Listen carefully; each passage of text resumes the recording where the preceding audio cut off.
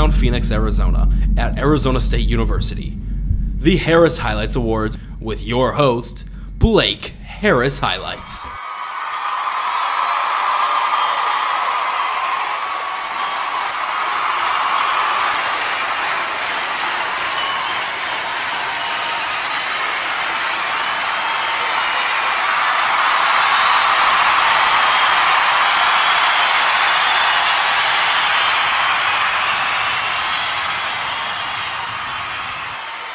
After starting the season ranked third, the Florida State Seminoles played Southern Miss in the Independence Bowl. The only thing sadder than that is UCF claiming this year's national championship.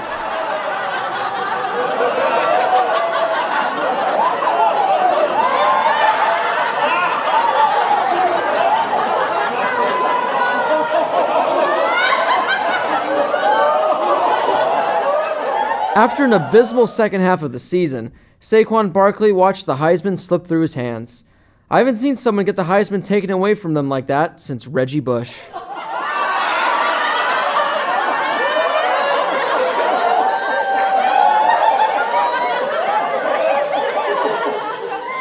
Now, we saw a lot of great catches this season, but I don't think anyone grabbed a ball better than Baker Mayfield did against Kansas.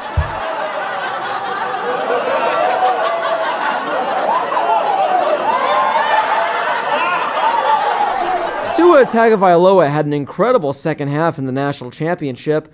Don't worry though, Jalen Hurts. You actually have something in common now with former Heisman winner Johnny Manziel. You both don't have jobs.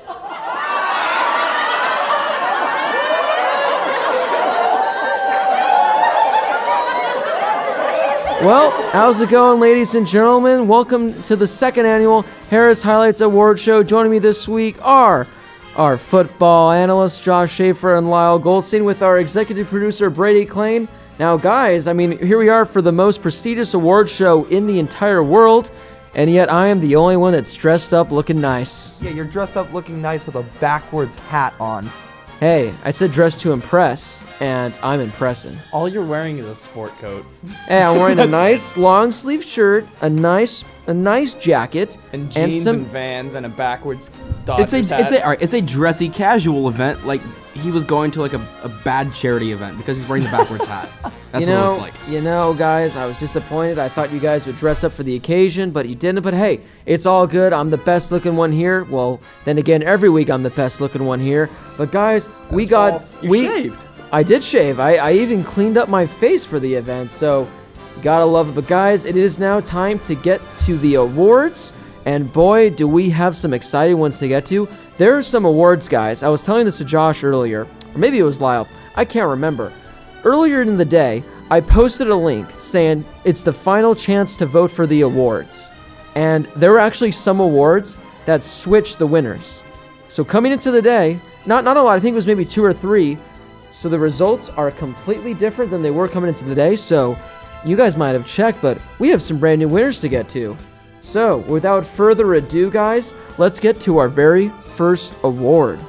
And here to present our first award of the night for Best Quarterback is Josh Schaefer. Thank you guys so much. As always, it's a pleasure to be here. Basically, my speech, same as last year. Love being on the show. Thanks for having me. And please hold the applause. Anyway, so I'm here to present the award for Best Quarterback. The nominees are Baker Mayfield from Oklahoma, Drew Lock from Missouri, Lamar Jackson from Louisville, and Mason Rudolph from Oklahoma State. And the winner of the 2017 Harris Highlights Best Quarterback Award is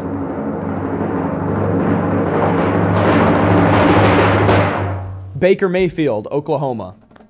He passed for 4,627 passing yards and 43 touchdowns in 2017.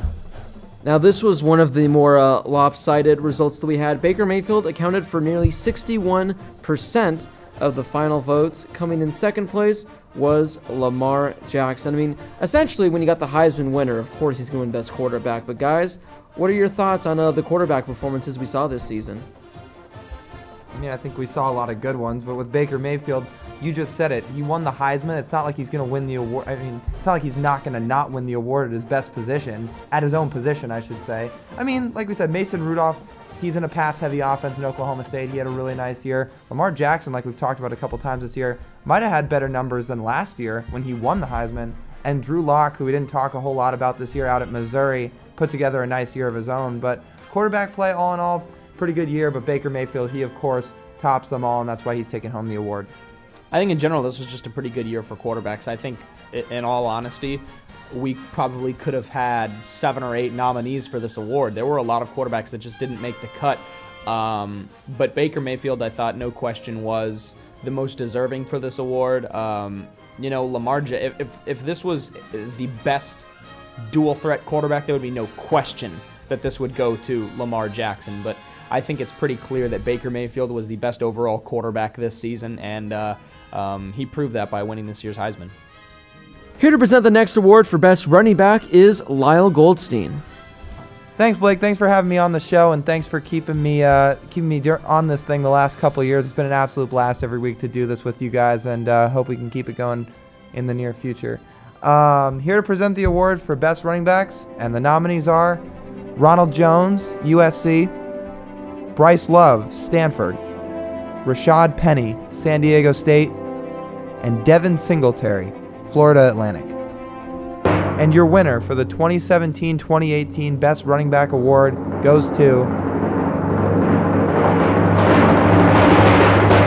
Bryce Love, Stanford. Bryce Love had 2,118 rushing yards on the year, along with 19 touchdowns to his name. Bryce Love, who Josh, in his opinion, is the Heisman winner from this past season, which you can make a solid case for. He finished with 46% of the votes. Rashad Penny came in second place. Now, guys, I know you were talking about, Devin Singletary being on here from Florida Atlantic. He did rush for 32 touchdowns, which led the country. And the next closest guy was Rashad Penny with 23, so he had a 9-touchdown edge. Now I'm really quickly just going to get this out of the way. I know you guys gave me a lot of words when Saquon Barkley was not on the list. Now, here at the Harris Highlights Show, we base these nominees off overall seasonal performances. Now, if this would have been based off the first 6-7 weeks or so, Saquon would have been on it. But that second half of the season he had, and like we said, we didn't see him in the final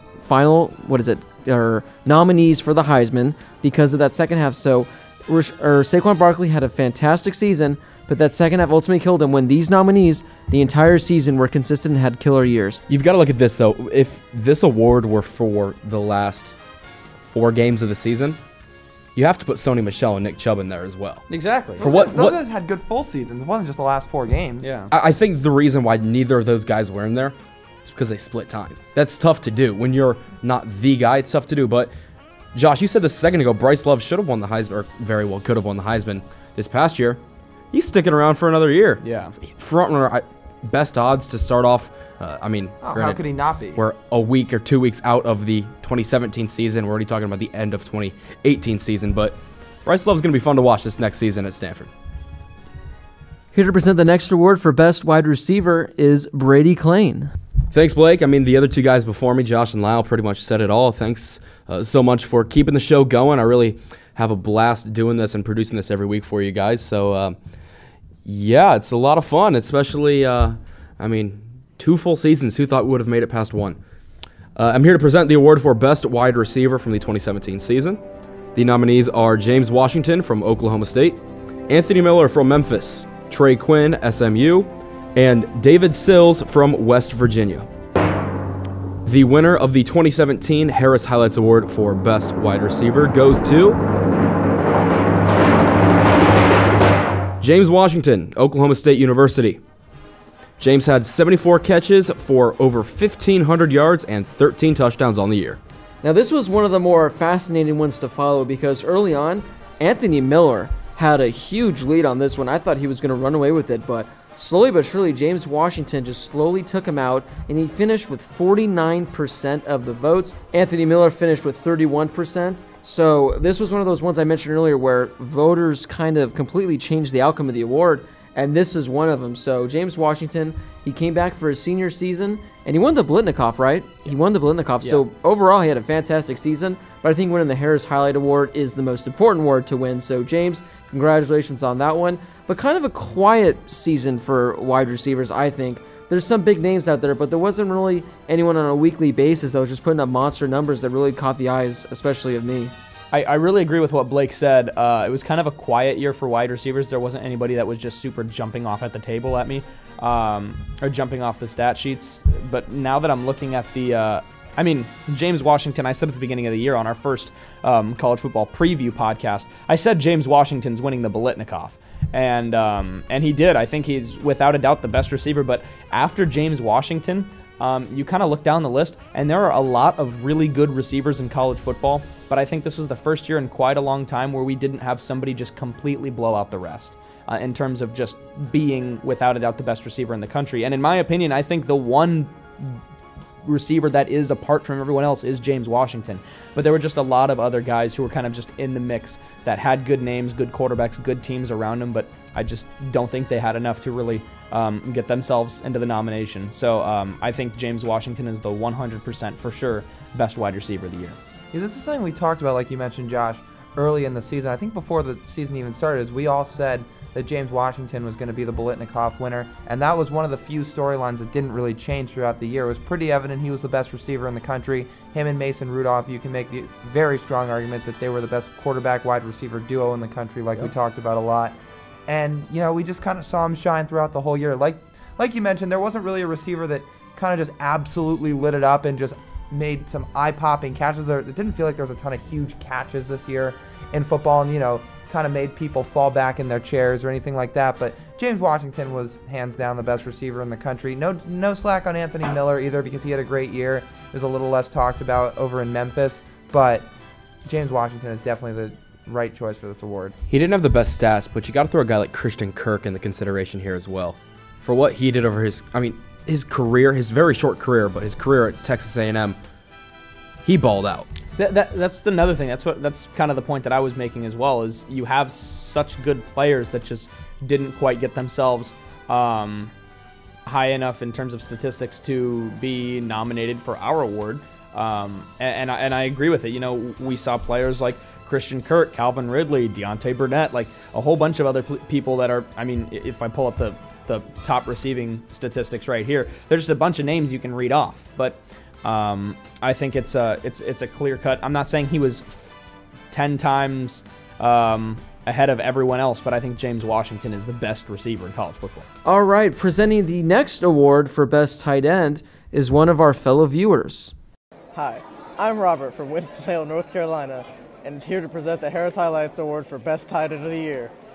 And the winner of the 2017 Best Tight End is Mark Andrews from Oklahoma. Yeah, and Mark Andrews, he had one of the bigger wins for this entire show. Finished with over 70% of the votes. The next closest was Jalen Samuels out of NC State, but even then, he only had 11%. So this one completely went to Mark Andrews, and deservedly so, arguably the best tight end in all of college football this past season.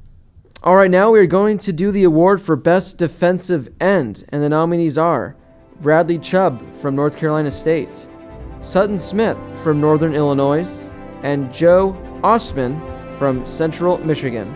And the winner for the 2017 Harris Highlights Award for Best Defensive End goes to Bradley Chubb. Chubb finished the season with 72 tackles, 23 tackles for loss, and 10 sacks.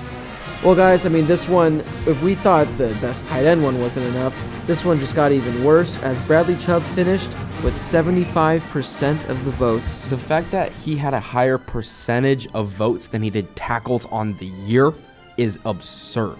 This kid's going to be something special in the league. Yeah, there were a lot of good defensive ends in the country, but this is an absolute no-brainer, I feel like.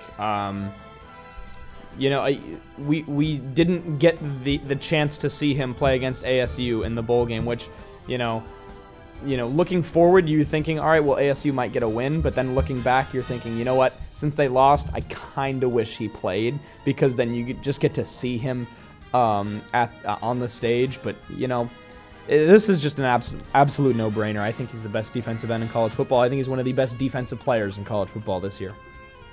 Yeah, you guys took the words right out of my mouth. There's a reason he's going to be a top 5 pick in this year's upcoming NFL draft with the 72 tackles, 10 sacks on the year.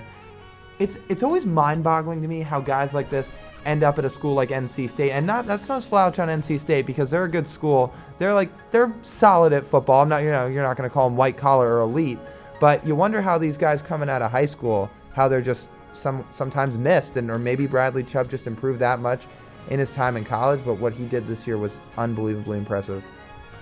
Really quickly, I mean, you guys talked about this one was a no-brainer, but Sutton Smith, this guy completely flew under the radar. He finished with 30 tackles for loss on the season, which was by far the most in college football, and 14 sacks as well. So I know, he's not going to get the same hype as Bradley Chubb, but he led the country in tackles for loss, and he was, I think, number 1 in sacks as well. So that's a performance that can't go unnoticed. And like I said, he did receive 16%, but Bradley Chubb, well-deserved as well. Sutton Smith, I believe he's going to come back for another season, so we'll be seeing him next year for sure. And here to present the award for Best Linebacker is Josh Schaefer. Good to be back presenting another award. The nominees for Best Linebacker are from Georgia, Roquan Smith, Jannard Avery, Memphis, Uchenna Nwosu, USC, and Joe Deneen Jr. from Kansas. And the winner for the Harris Highlights 2017 Best Linebacker Award is, surprise, surprise, Roquan Smith from the University of Georgia. He finished the season with 137 total tackles, 14 tackles for loss, and 6.5 sacks. Man, I keep repeating myself, it seems like, after every award, but this one is the new winner for most votes. He finished with more than 80%, guys. More than 80% of the votes went to Roquan Smith. I mean, second place on this one was the other category. So none of these linebackers even got a chance, but Roquan Smith, arguably the best linebacker. This one was a no-brainer, 137 tackles. I mean, my goodness, Georgia played, 15 total games? That is still remarkable. I mean, that's literally a little less than 10 tackles a game. I mean, was there any question that he was going to win this award? I mean, the guy won the Buck Kiss Award, like you mentioned, 137 tackles over 15 games. That's darn impressive. His year was historic. He was the centerpiece of that Georgia defense, and him walking away with this award is no surprise. I do want to highlight Joe Deneen Jr.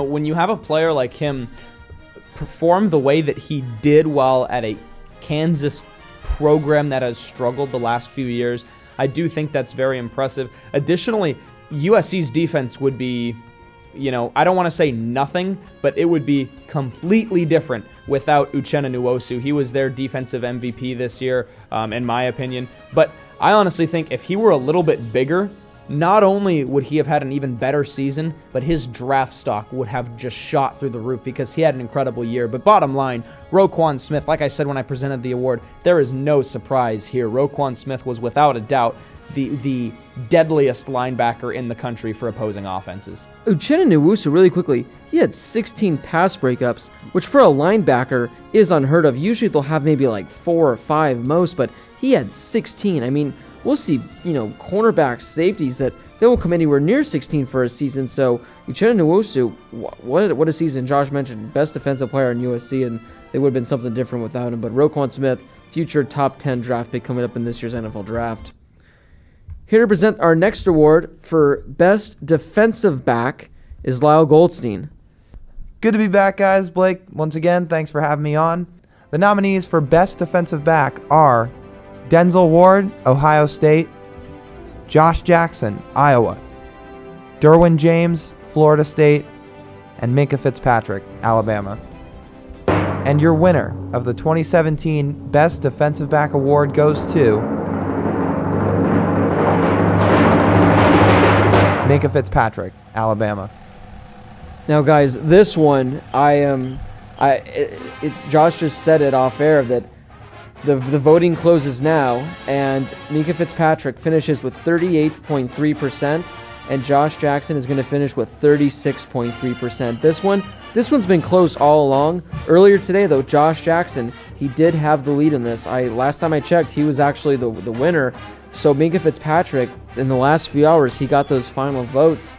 But wow, what a tight race this one was. I mean, and you look at all four of these guys, there's not really a bad answer. I mean, you look at Denzel Ward out of Ohio State, Derwin James out of Florida State. Those are some good picks as well. But Minka Fitzpatrick, Josh Jackson, those were the two best. I'm surprised, though. I thought Josh Jackson was not going to run away with this, but I didn't think Minka Fitzpatrick would beat him out for it.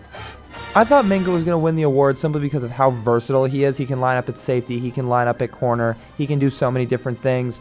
The cool thing about this award is all four of these guys are most likely going to be first-round draft picks come late April. So any of these guys, like you said, Blake, would have been worthy of the award. I just want to touch on Denzel Ward for a second. And like I said, Minka Fitzpatrick, I agree, he received my vote for this award. But Denzel Ward, you look at just the 2 interceptions on the year and the 15 pass breakups, nobody was throwing his way this season. He was he locked down one side of the field and nobody would ever throw at him. He was an absolutely elite corner. He's probably going to go in the top 10 or 12 of this year's draft. So Minka Fitzpatrick, again, more than deserving, but all of these guys had phenomenal years, especially Ward. Lyle took the words right out of my mouth. I think that Minka Fitzpatrick, especially with the guys on this list, he's the most versatile, which is why he got my vote. But one player that I really want to touch on here, Derwin James from Florida State. And the reason why I want to touch on him right now is because he would have been talked about on this show every single week if Florida State was relevant. He would have been the Jabril Peppers or the Adoree Jackson from last year, that one defensive player who we talked about every single week.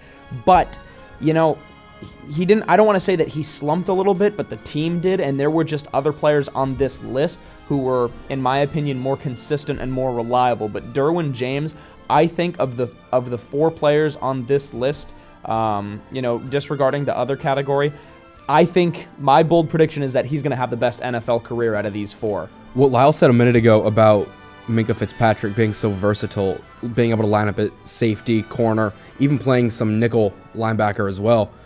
You look at Derwin James, he had 84 tackles on the year. The second closest on this list was Minka Fitzpatrick with 60.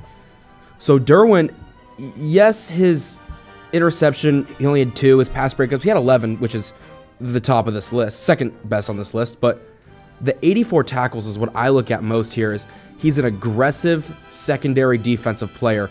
You don't see that a lot. You see a lot of guys who are great in coverage and don't want to hit a running back getting off their block. Derwin James did a great job of that all season long, which led to 84 tackles, almost doubling the second person on this list. And here to present the next award for most surprising team is Brady Clain. Keeping this one short and sweet, Blake, the nominees for most surprising team for the Harris Highlights Award Season 2. Northwestern, Florida Atlantic University, UCF, and Georgia. And the winner for the most surprising team in 2017 was the undisputed national champions of college football, UCF. Yeah, I think coming into this, everyone knew it was going to be UCF. They finished with over 65% of the votes. And now to present the award for most disappointing team. The nominees are Florida State, North Carolina, Baylor, and Texas. And the Harris Highlight Award for the most disappointing team of 2017 goes to Florida State. Now, guys, Florida State, they came into the season ranked 3rd. They ended the season 7-6. Now, they barely made it into a bowl game. A controversial bowl appearance. Some other teams maybe had a better shot to get in over them, but they finished the season 7-6. They kind of end on a high note, but my goodness, starting the season ranked 3rd and only winning 7 games, that is more than disappointing, I think. Yeah, I kind of just touched on it when I brought up Derwin James. This Florida State team was irrelevant by week 4. And they should not have been in that bowl game. I mean, they won convincingly, and they should have because they were the better team, but they did not deserve to be in that bowl game. You look at the other teams on the list, honestly, I thought Texas was going to be worse. I also couldn't figure out what type of team they were for half the season. And then Baylor, I honestly didn't think was that surprising, and same with North Carolina. But Florida State really takes the cake. And I don't remember who our most disappointing team was last year. Was it Notre Dame? Sorry, Lyle. Either Notre Dame or Michigan State. It was one of those two. It was one of those two, but here's the thing. Obviously, this is only the second award show, but it's the first time we've had a most disappointing team be above 500. And I think that's pretty incredible, especially when this was the number 3 team to start the season. It just seems to happen every year that one of these top-ranked teams just kind of falls out of contention, falls out of relevancy, come second half of the year, even a few games in this year like Florida State. Obviously, losing DeAndre Francois didn't help. Obviously, some of these guys like Cam Akers being young and needing time to develop, especially without a starting quarterback, is tough. But I don't think anybody expected them to go borderline not make a bowl game. I think people thought they'd still contend, maybe finish with an 8-4, 9-3 type of year, but not the year you would have liked to see out of the Seminoles. And another team that got a good amount of the votes as well, not too far behind Florida State, Baylor.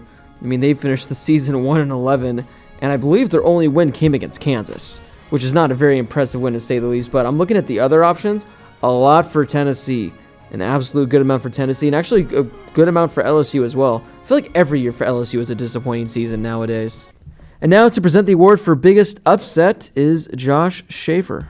The nominees for biggest upset of the 2017 season are Pitt over number 2 Miami, Arizona State over number 5 Washington down in Tempe, Iowa State over number 3 Oklahoma, and Syracuse over number 4 Clemson. And the winner of the Harris Highlights Award for biggest upset of 2017, Syracuse with their win over number 4 Clemson. Now this one was actually fairly close. I mean, the Syracuse over Clemson did finish with 42%, but not too far behind was Iowa State over Oklahoma. But guys, I'm going to ask you this question. Out of these 4, which one was like the most shocking to you? Because all 4 of these games kind of had different vibes to them. They were all upsets, but it seemed like the Iowa State over Oklahoma one, Oklahoma just kind of fell. The Clemson one, it was like, well, Clemson, Kelly Bryant was hurt. Arizona State over Washington, Arizona State was just the dominant team. And then this Pitt over Miami one, well, it was the last week of the season. You know, Pitt was at home. So which one like stood out of these 4? I'll tell you what, and this is the one that got my vote. It was Iowa State over Oklahoma. This is an Iowa State team. They went into Norman and beat the Heisman winner in Baker Mayfield and the Oklahoma Sooners. Syracuse got the win because, okay, Clemson's a playoff team. They were the reigning national champions.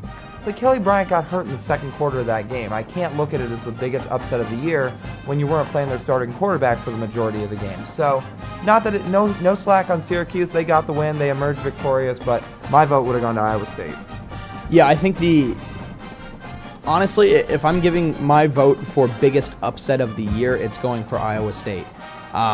With their win in Norman over Oklahoma. It was just that big of a win. A team that probably played in one of the best Rose Bowl games, if not one of the best bowl games of all time in the Rose Bowl, against the Heisman Trophy winner and that offense at OU. That's why Iowa State had my vote. But honestly, for most surprising, I'm going hometown Arizona State. I mean, not hometown. That's where we go to school. Anyway, I'm going Arizona State. And the reason why I thought Arizona State was more surprising was the 4 of us have watched Arizona State football for 2 years now, and none of us could have predicted that. I had said to Lyle and maybe even Blake earlier in the day, on that day, that ASU could keep it close, they could upset Washington. But not for a second did I think that from the opening kickoff, ASU would be the better team against UW. That's why I find it most surprising. Looking at each of these upsets, there was something about that game. Kelly Bryant going down, getting hurt. The missed field goals for Washington against ASU, and the missed extra point. Was that Pitt-Miami game with the one in the pouring rain? Yeah. You throw that into it. The one game that didn't have anything extra or supplementary to the game was that Iowa State-Oklahoma game. So I'd throw that one in there as the best upset because it was, you can say, even playing field, but it was the most neutral, mistake-free game of all 4 of these.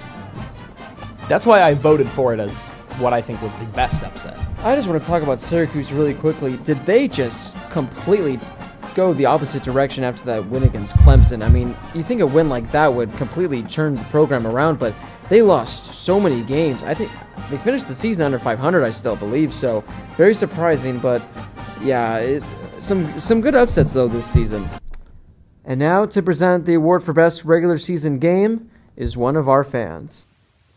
Hi, I'm Matt Chosick from Wake Forest, North Carolina.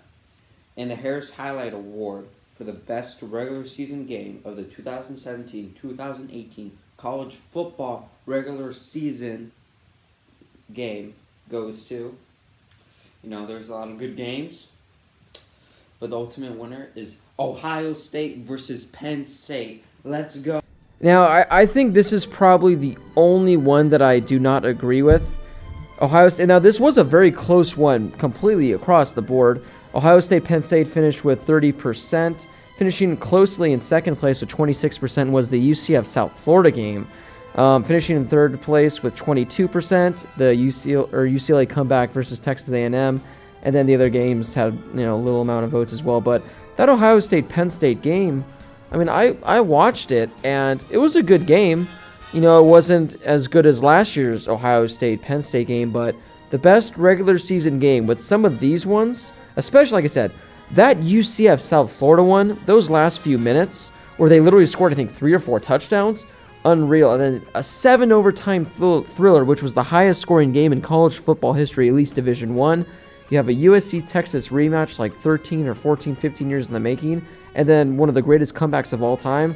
I don't know. I just don't think that Ohio State, Penn State, personally, was the best game from this season.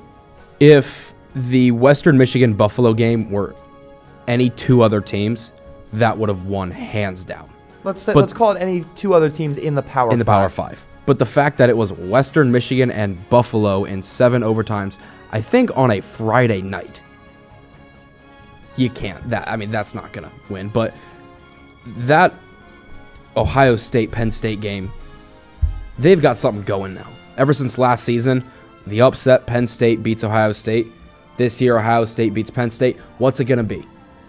The fact that Penn State has more wins over Ohio State than Michigan does over the last 7 years, and they have won over the last 2 seasons, this is going to be a fun rivalry to watch in college football.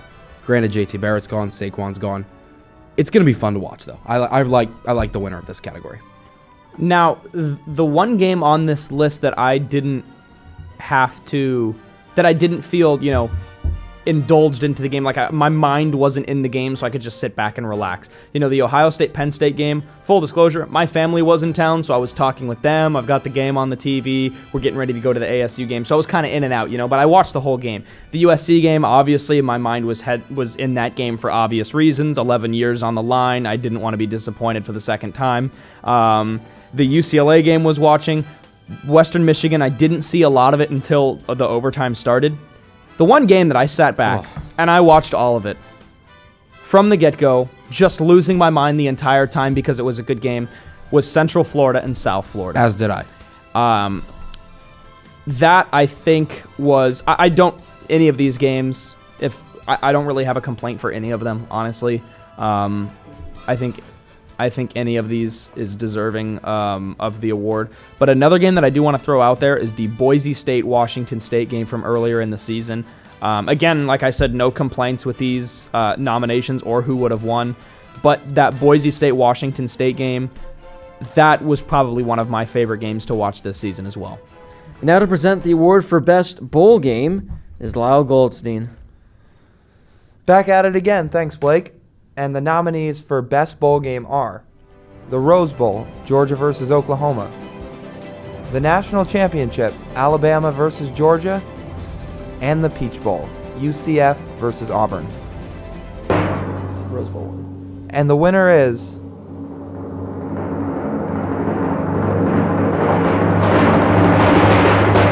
the Rose Bowl. Now, after the Rose Bowl that we got, I was surprised that it was even going to be this close, even though it's not that close. The Rose Bowl did finish with 63%. National Championship getting 26% of the votes, mainly because of that crazy little finish we got. But there's no question the best overall bowl game was the Rose Bowl. From start to finish, that was an exciting thriller, one of the best Rose Bowl games of all time. So way to go, fans. You got this one right. But also shout out to the Peach Bowl and UCF because that was a pretty good game as well. I got to be totally honest, and I think I said this last week's episode. I didn't get to watch the Rose Bowl. I was on an airplane coming home from winter break. Could not watch the Rose Bowl. And when I land and see the 76 SportsCenter Bleacher Report Twitter notifications saying, oh, what just happened in the Rose Bowl?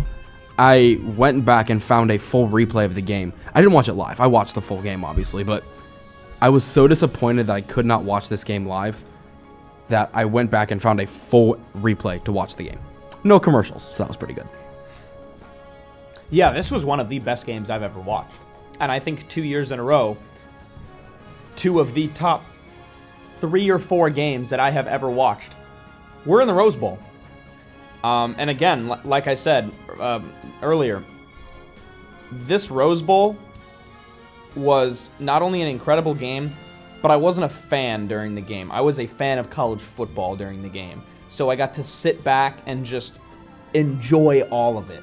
And when the time came and the game ended, I felt so bad for Baker Mayfield, but I also thought, I think the team that deserves this win most is the team that got the win. Bottom line, these two teams need to know that, Georgia didn't win the national championship. Oklahoma didn't win the Rose Bowl. But these two teams need to know that they just put on one of the best postseason college football shows of all time. I absolutely agree. Definitely one of the 2 or 3 best games I've ever watched. Josh said it perfectly. Without having a team of mine that I root for in this game, it was really cool to just sit back as a fan of college football and watch everything unfold. And the tough part about it is, I know I talked last week, I was really upset for Baker Mayfield that he lost the game, but to be totally honest, I probably would have been upset for either team that lost. I didn't want that game to end because of how insane and how crazy it was. So Rose Bowl, like Blake said, fans got it right. Best game of the year, hands down. And now to present the award for Best Play is another one of our fans. Hi, my name's Ryan Fravel, and I'm from Bradley, Illinois. The Harris Highlight Award for the Best Play of the 2017-18 college football season goes to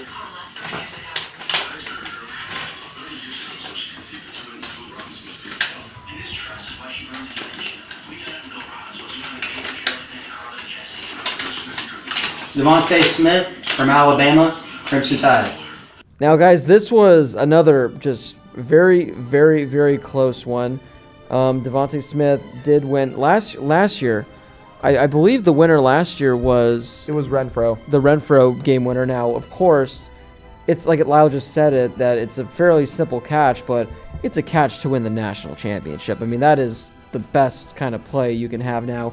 If it would have been the game-winning field goal to win the national championship, I don't think that would have gone the amount of votes this got. But coming in at number 2, surprisingly, just a few votes behind, was Josh Jackson's one-handed interception versus Ohio State. And then in third, Lyle, was the Miles Boykin one-handed catch / game winner against LSU. So, and surprisingly, again, the least amount of votes was that Jaleel Scott one-hander versus Arizona State, which I thought was the best catch of the season. Maybe not the best play, but I think it was the best catch. Yeah, so I'll start. I was going to bring that up too. Full disclosure, I voted for Jaleel Scott's catch against Arizona State. That was probably my favorite play of the entire season. And one of the biggest reasons I voted for it was that Brady and I actually had the privilege of calling the game live on ASU's student station. I think the best part about that entire thing was sitting right next to the coach's booth. Yep. And looking over at the coaches and just being in utter confusion. We were all like, we don't know what just happened. Yeah. Because the coaches were like, dude, I don't know. It was very entertaining. The best part is one of the on the video board, everyone in the stadium thought it was incomplete until we saw this one angle where you could see that it was a touchdown. And at one point, one of the coaches looks over and makes eye contact with Brady, and he just kind of laughs and says, "Catch." And Brady looks over at him, and I couldn't hear him, but he mouthed it perfectly. There's no way he caught that ball. That is in no way a catch. And the coach started laughing like, I know, it's incomplete. And then we see the one shot that it's a catch, and both of our booths completely go crazy. What an unbelievable play. But I will touch on the national championship really quickly. I voiced my opinion last year. I hated it. I hated how that last play won for best play. I completely disagreed. It was a 1-yard out route. Was it a smart play? Yes. Was it a good play? Yes. Was it drawn up perfectly? Yes. Everything, check, yes, it was a great play. But was it the best play of the year? There is no way. There is no way. And I kind of agree in this situation, but the one difference is Tua Tagovailoa gets sacked and loses, 15 yards on the play before? Everyone's thinking, knocked out of field goal range, you get one more stop if you're Georgia, and you get the ball in overtime again. Nope.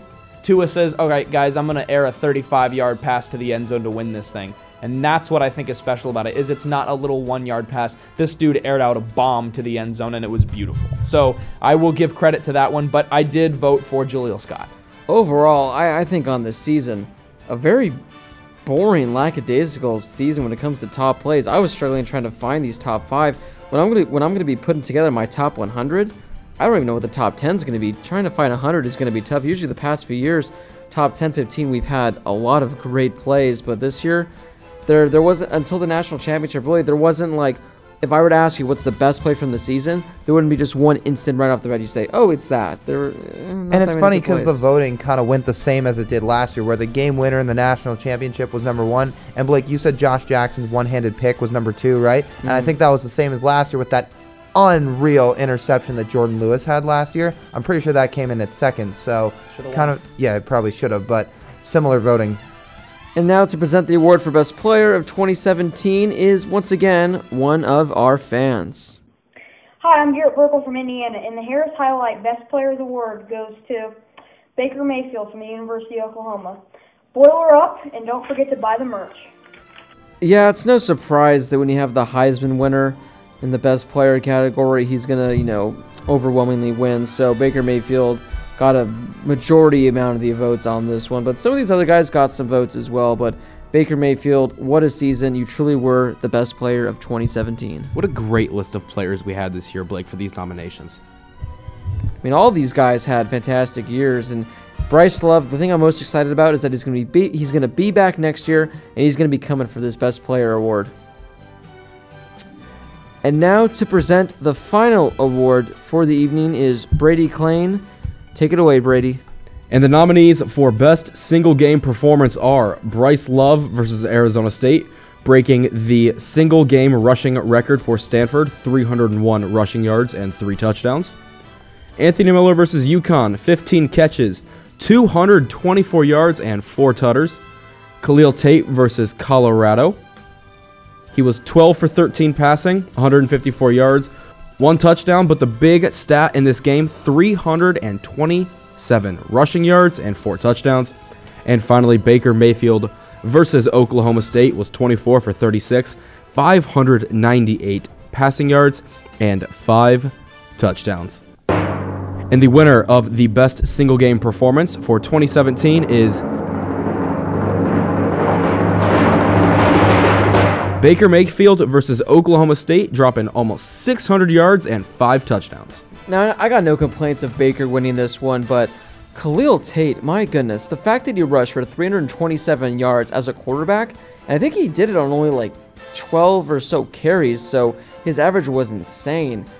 I thought overall that was the better performance, but Baker Mayfield throwing for 600 yards, granted it was against Oklahoma State, so you might want to take about 1/4 of that off maybe, but still regardless, a great performance. I think our fans just really like passing yards because if I'm not mistaken, I think it was Patrick Mahomes that won this award last year when he threw for the 750 yards that he went for or whatever it was. So I mean those kind of numbers just always stand out to you, and the 600 yards that Baker went for in this game was unbelievably impressive. So my vote went to Baker for this award. Yeah, I agree. My vote, I believe it was either yes, it was Baker Mayfield. I think I voted twice. If I voted twice, I voted Bryce Love once. Just full disclosure, I voted against ASU again.